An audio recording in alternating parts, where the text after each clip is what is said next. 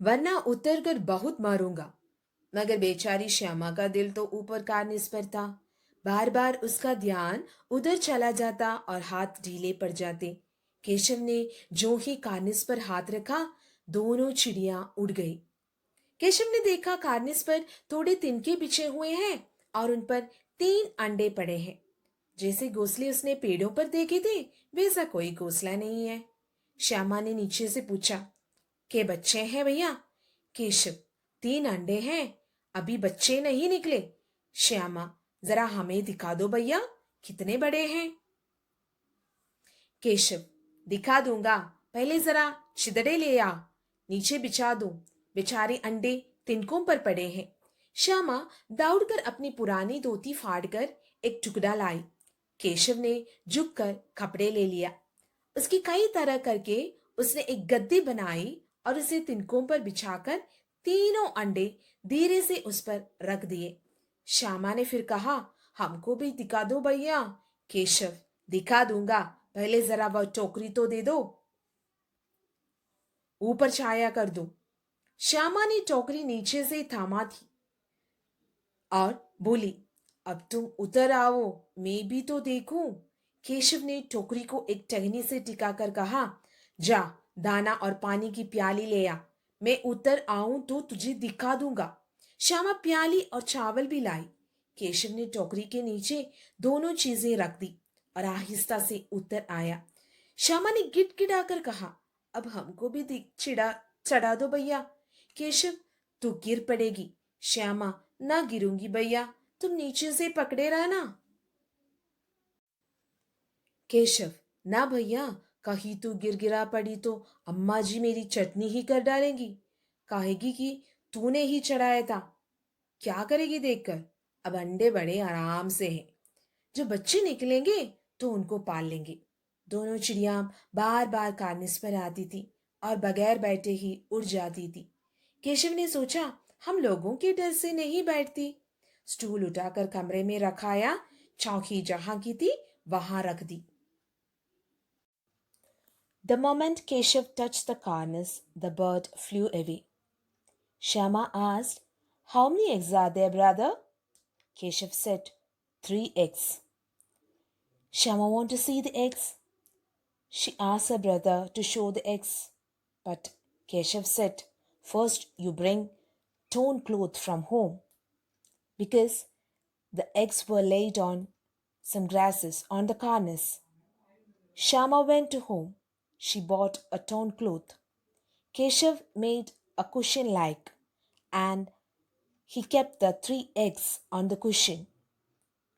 Again, Shama asked her brother, please show me those eggs. Keshav said, you bring the basket from home so that I can give shade to the eggs. Shama bought that broken basket, and Keshav kept the broken basket on the nest. After that, he asked Shama to bring rice and water.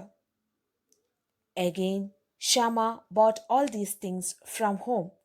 Keshav kept these arranged on the cornice.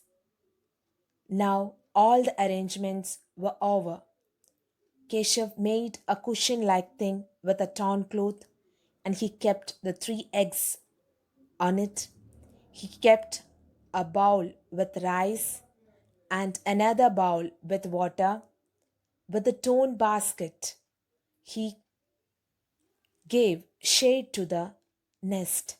Now the protection was over. Keshav climbed down from the stool, but Shama was very sad. She asked her brother, please show me those eggs. I want to see that eggs. But Keshav said, no, no, no. If you climb up the stool, you'll fall down, and mother will make chutney of me. What to see in those eggs? Let the eggs hatch. After that, we will keep the birds with us. But Shama was very sad. Now, all the arrangements were over. The children kept a broken basket for shade.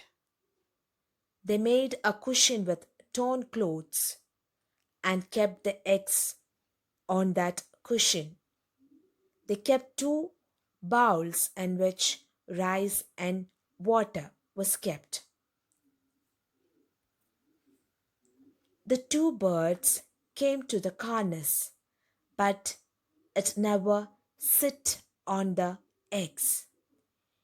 Keshav watched the birds coming and going, but they were not sitting on the eggs. Keshav thought, maybe we are standing here. That is why the birds are not sitting on the eggs.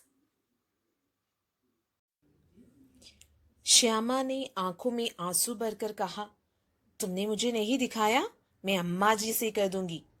Keshav, अम्मा जी से कहेगी तो बहुत मारूंगा, कहे देता हूं। श्यामा, तो तुमने मुझे दिखाया क्यों नहीं? केशव, और गिर पड़ती तो 4 सरना हो जाते। श्यामा, हो जाते, देख लेना, मैं कह दूंगी।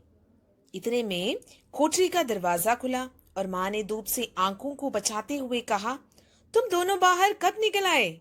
मैंने कहा था ना कि दोपहर को ना निकलना। किसने किवाड़ खोला?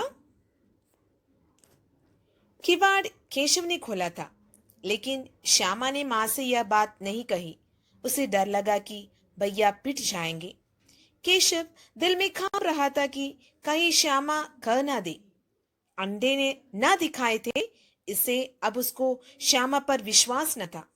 श्यामा सिर्फ मोहब्बत के मारे चुप थी या इस कसूर में हिस्सेदार होने की वजह से, इसका फैसला नहीं किया जा सकता। शायद दोनों ही बातों थी। माँ ने दोनों को डांट डपट कर फिर कमरे में बंद कर दिया और आप धीरे धीरे उन्हें पंखा जलने लगी। अभी सिर्फ 2 बजे थे। बाहर तेज लू चल रही थी। अब दोनों बच्चों को नींद आ गई थी।